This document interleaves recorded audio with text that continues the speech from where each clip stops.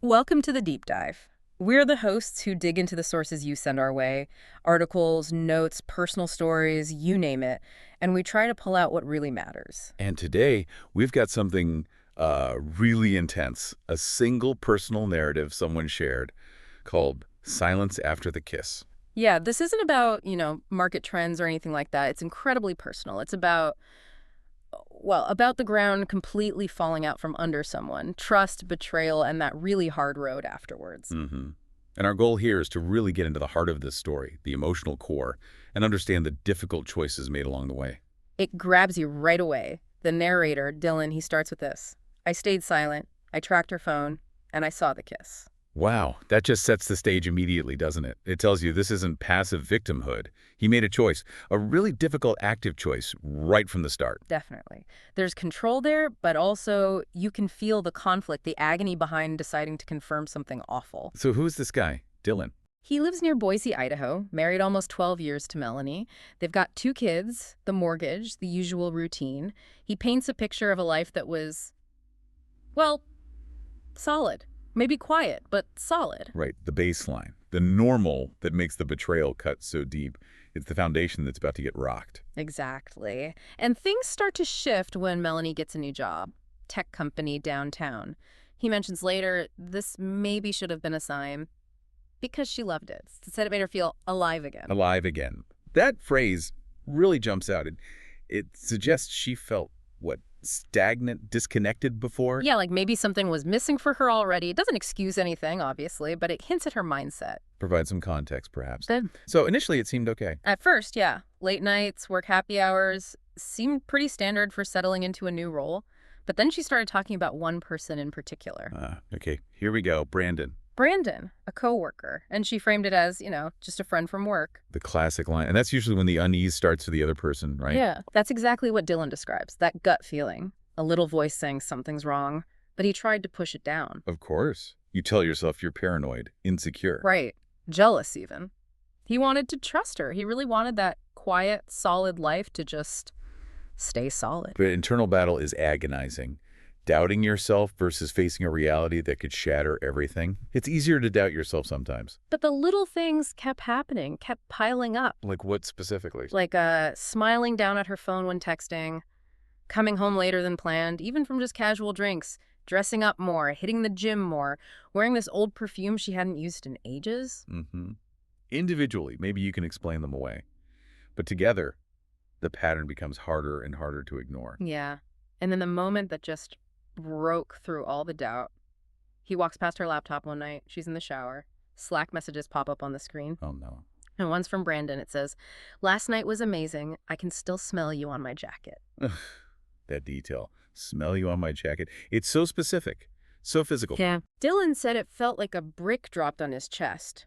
Just boom. Instantly removes all ambiguity, doesn't it? Yeah. Suspicion becomes certainty. Horrible, undeniable certainty. But here's the thing. He didn't explode. He didn't run in there confronting her. No, what did he do? He felt this need to know more, to be absolutely sure. He says what he found out next was even worse than he imagined. Okay, so this shifts into the investigation phase. That's a really interesting choice, right? Not immediate confrontation, but information gathering. Yeah. And it raises questions like, is violating privacy okay when you suspect this massive betrayal? For him, clearly, the need for proof outweighed that. So how did he go about it? Well, first, he started checking the GPS app on her phone. He says it was already installed, for keeping track of the kids' locations, that kind of thing. But now used for a very different purpose. Exactly. Then he called an old friend, Zach, who works in IT security. Ah, professional help, sort of. Kind of. He asked Zach, hypothetically, how someone might find out. And Zach apparently sighed and said something like, "You're not the first guy to ask me that this year." Oof. That hits home. Makes it feel less like a unique tragedy and more like a sadly common script. Right. So Zach helped him. They used some kind of data recovery tool on her old iPad that was synced to her work phone. Took a couple of hours. What do they find? Everything. Texts, photos, even voice notes she must have thought were deleted. All confirming it was Brandon. The digital trail. It leaves so much behind. So he got the proof he felt he needed. But at what cost, emotionally, seeing all that? Devastating. And he points to one specific text message from her that just gutted him. What did it say? She wrote, "You make me feel more like myself than Dylan ever did. With you, I'm not just a wife or a mom, I'm real." Wow.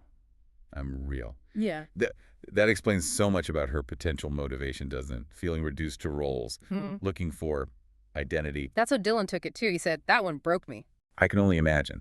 It reframes the whole betrayal, not just about sex, maybe, but about a fundamental disconnect she felt in the marriage. Still devastating for him, obviously. There were photos, too. Nothing graphic, he says, but intimate. Hotel rooms, Brandon's hand on her thigh, and her smiling. Smiling in a way he hadn't seen in years. At least not with him. God, that comparison must have hurt. Seeing her happiness directed elsewhere. So at this point, he knows. He absolutely knows. He can't pretend anymore. But he still doesn't confront her. Not yet. He decided against a big screaming match. He especially didn't want drama in front of the kids, so he made a plan. He waited. That takes incredible control. To hold on to that knowledge, that pain, and wait for the right moment. Always prioritizing the kids. Yeah. And the moment came one Friday night. Melanie says she's going to a team building dinner, rooftop bar downtown. Team building, okay. Dylan just nods, says have fun, plays it cool. But as soon as she leaves, he packs the bag, drops the kids off at his sister's place, Oh, wow. drives to the bar, and waits in the parking lot across the street. Just waiting. The tension must have been unbearable, putting himself there to see it with his own eyes. About 10 minutes later, her car pulls in. Then another car parks right next to hers. Brandon gets out, walks over into her car. She gets out, and he kisses her. Dylan makes a point of saying, "Not on the cheek." The final confirmation. Visual.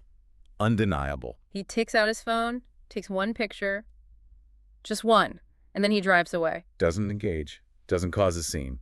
Just gets the proof and leaves. Again, that control. Planning the confrontation on his terms. Exactly, which brings us to what happened next, the confrontation and everything after. He didn't sleep that night, just sat in his truck nearby, thinking, breathing, trying to process. That quiet period after the storm hits. Yeah. Must have been pure turmoil inside. He goes home the next morning, Saturday. Melanie's in the kitchen, making coffee. She smiles, offers him some, like nothing happened. The disconnect. The sheer normalcy of her actions against the backdrop of what he now knows. It's chilling. He doesn't say anything about the coffee. He just walks over, takes out his phone, puts it on the counter, and hits play. On the video.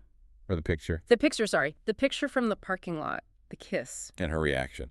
He says she just froze, didn't blink, didn't say a word, complete silence. Then Dylan breaks it. He just asks calmly, "So, team building, huh?" Devastatingly quiet. And her silence. Dylan says that hurt more than yelling would have. Yeah. No excuses, no tears, nothing. Just silence. He felt it was like an admission, maybe, or just shock. And then what? Did he finally let loose? No. He stayed calm. He just said very decisively, "I'm taking the kids. You need to figure out who you are, and you're not doing it in this house." Directly referencing her own words, in a way. Her need to feel real. Wow. And setting a clear boundary. And Melanie? Did she fight it? Apparently not. No begging, no arguing. She just nodded, turned, and walked out of the kitchen. That lack of fight is really telling, isn't it?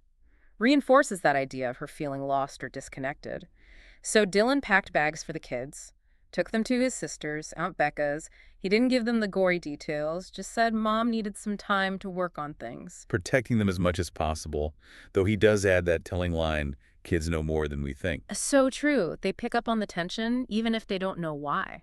Did Melanie try to explain later? She sent one text that night. It said, "I'm sorry. I never meant to hurt you. I just lost myself." Lost myself. Right. Again, the focus is inward, on her state.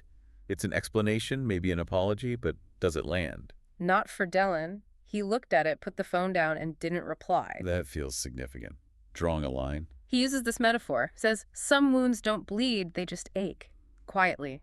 Constantly. And he realized he was done hurting for someone who didn't seem to care if he bled. That's powerful. Choosing to stop engaging with the source of the pain. Protecting himself. The aching wound captures that chronic nature of betrayal's aftermath. So the next phase begins. The practical stuff. Divorce. Which he says just plain sucks, even when you know it's right. Yeah, dismantling life together is never easy. They filed a couple of months later, split things down the middle, kept it civil, quiet for the kids. She got an apartment, he kept the house. And he expected to feel free. He thought he would. But he says freedom felt mostly like loneliness. The house was suddenly too quiet, just walls and memories. That's a really honest reflection. The void left behind, even when leaving something painful. Rebuilding takes time. He tried, going out, park with the kids, seeing coworkers, even downloaded a dating app. How did that go? Exhausting, he said. Pretending to be okay felt worse than just dealing with the ache. Yeah, the performance of moving on can be draining when you're still processing. Then, months later, something unexpected happens. A handwritten letter arrives. No return address. It's from Brandon. From Brandon. Wow. What did it say? Basically an apology. I never meant to wreck your family. I thought she was unhappy. Got caught up, didn't know the whole story. I'm sorry. That kind of thing. A late attempt at What? clearing his conscience, shifting blame slightly. Didn't know the whole story. And there was something else inside. A check. For $10,000. 10,000. Seriously. With a note saying, use this for the kids. Or burn it. I just needed to try and make it right. Okay. That's quite a gesture. What did Dylan do? He sat with it for hours. Then he went outside, fired up the grill, and burned it all. Letter, envelope, check, ashes. Gone. Wow. A definitive rejection. He said he didn't want Brandon's money or his guilt. He just wanted peace. That speaks volumes. Refusing to let Brandon buy any kind of absolution or re-enter the narrative, taking control of his own healing path. But the hits kept coming, in a way. A few weeks after that, he's driving with his son, the 9-year-old, and his son asks him, Oh, no what? Dad, did Mom leave because of me? Oh, God. That's heartbreaking. The collateral damage. The kids blaming themselves. Dylan said that question hit harder than anything Brandon ever did. I believe it. How did he answer? He pulled the car over immediately, turned, looked his son right in the eye, and said, No, buddy, absolutely not. Your mom loves you so much, this had nothing to do with you. Sometimes grown-ups just lose their way. That's probably the best possible answer in that awful situation. Yeah. Reassurance, love, but acknowledging adult fallibility without blame. He felt the son nodded, but probably didn't fully get it. How could he? No, of course not. But planting that seed of it's not your fault is crucial. Later that night, Dylan's sitting outside alone, kids asleep, looking at the stars. Just silence. And he has this realization. Yeah. He wasn't broken anymore. Still healing, yeah. Still figuring things out. But he wasn't crushed. Not by her, not by Brandon, not by the pain. He was surviving. That quiet moment of recognizing your own resilience, that's huge. The silence changing from emptiness to space for healing. He reflects on revenge, how people talk about getting even, but for him, the real revenge, it's just surviving. Moving beyond retaliation to rebuilding. That's a much more powerful, internally focused goal. He acknowledges Melanie isn't just some villain. She made choices. He made choices. His focus now is just being better for himself and his kids. A really mature perspective, born from immense pain, I imagine. And his final thought in the narrative is this.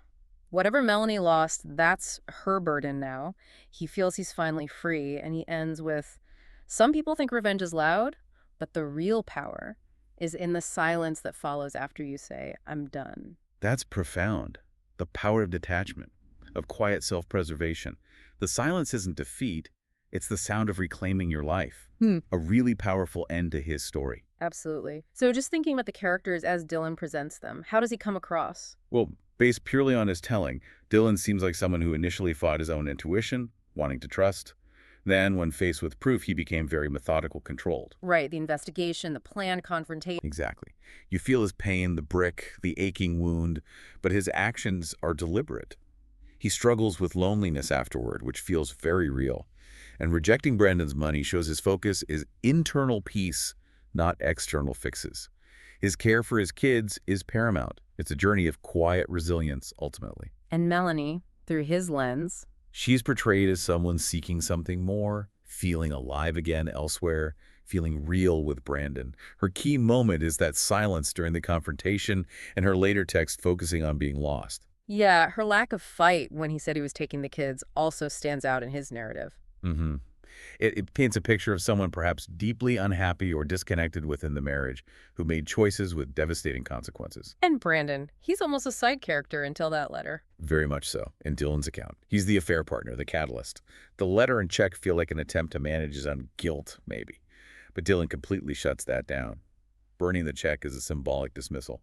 Brandon doesn't get to buy his way back into the story or find easy closure. Okay, so this story, Dylan's experience, it brings up some really tough questions, doesn't it? Definitely. Things worth thinking about long after you hear the story. Like, first off, Dylan chose that path of silence and investigation instead of confronting Melanie right away.